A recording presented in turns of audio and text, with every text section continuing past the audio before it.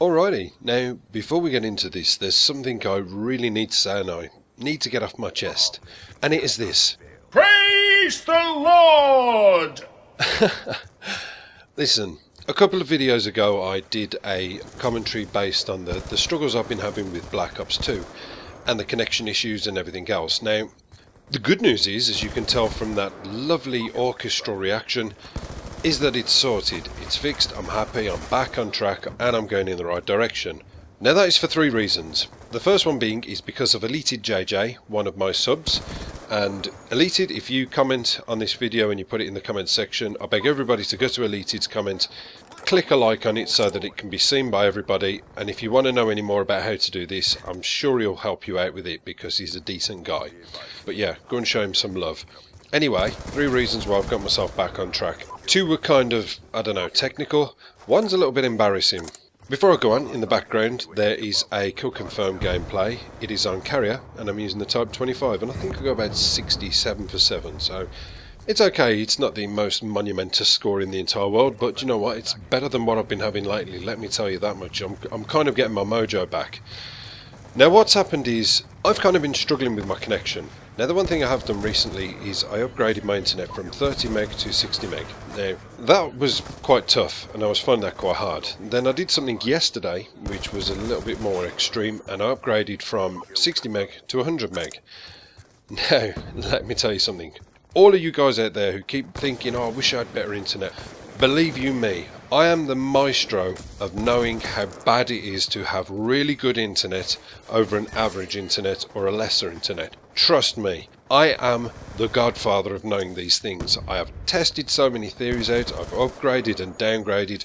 I can categorically tell you if you're running on anything between 10 meg to 30 meg, you're going to be okay. Anything after that, you're going to start to notice a little bit of pull and a little bit of difference. But anyway, I went up to 100 meg. Okay, so I've been having a lot of problems. And in my eyes, when I look at things, things are so much sped up. That was what I was finding. Everything was like it was on fast forward. So if you imagine when you're watching the theatre mode and you want to fast forward the gameplay, press the RT trigger and it speeds everything up, that's almost what it's been like for me. I can't see what's going on. I'll see somebody in front of me and then they're gone like a flash of light.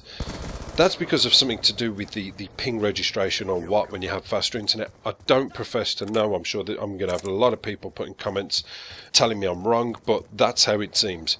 So anyway, Elated JJ kindly came on and I had a lot of messages from you guys and I really appreciate everybody's responses to how to improve my internet.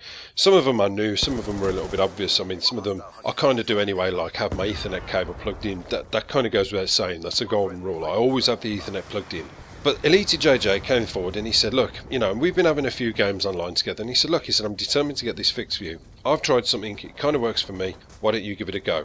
And he said, have you got your ports forwarded? And I said, yeah. He said, okay, cool. Have you got your ports triggered? And I said, what? Sorry, what? Doing triggering with the what now? So anyway, I sat there and I got on the computer and I got my router up on the computer. By the way, I said router, not router, see what I did there? And I got my router up on the computer and I had a look and none of my ports were triggered. So he gave me a series of codes and numbers to put in so as to allow these ports to be triggered and make it a more successful flow of internet stream somehow. And I think the way he explained it, and I could be wrong with this because I haven't looked into it too much, I basically live in a residential area and the people who live by me can only be described as like old money, you know, retired old people who've made their money in the past and want normal, humble living situation where they can live, they've got money in the bank, they can be happily retired, but they've got nice things around them. Now, we don't have any BT around by us, everybody is Virgin around here, so there's a whole lot of people during the daytime who are probably at home, who, I don't know, are probably online looking at knittingdownloads.com or www.incontinence.co.uk or whatever they're looking at. They're obviously keeping the internet flow really active, so when I'm trying to get my gaming in, I'm having a bit of a hard time. Now what this port triggering does is it seems to manage to cut off what is coming in and affecting you and keeping yours on the straight and narrow. Somehow like that, I don't know. But all I can say is ever since I run these codes through and came back to it, it worked. However, there was still the issue of the speediness of what was happening in front of my eyes. So I got up the next morning, I picked up the phone and I called Virgin up and I said, look, I'm on 100 now, 100 megabytes download, and I want to drop down to 30.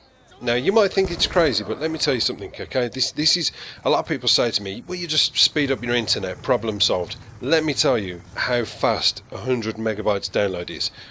I uploaded a video last night, which was the Coach Topher I Suck Nuts video.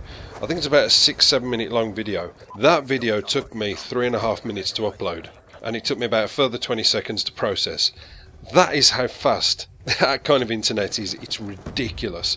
But it is not good for internet gaming. So, with a couple of clicks of 1 or 2 buttons, my router turned off, turned back on, I went on to play, and voila! Nice smooth gameplay, no more fast forwarding, people running past my eyes, what the hell was that, they're gone out of sight. No more lag, no more problems.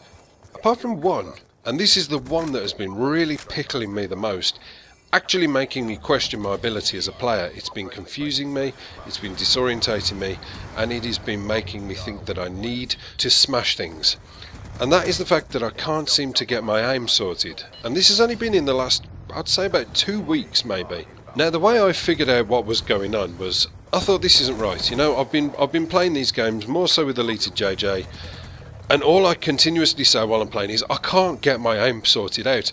I've gone from a sensitivity 11 down to a sensitivity 5 and I still can't fix my aim.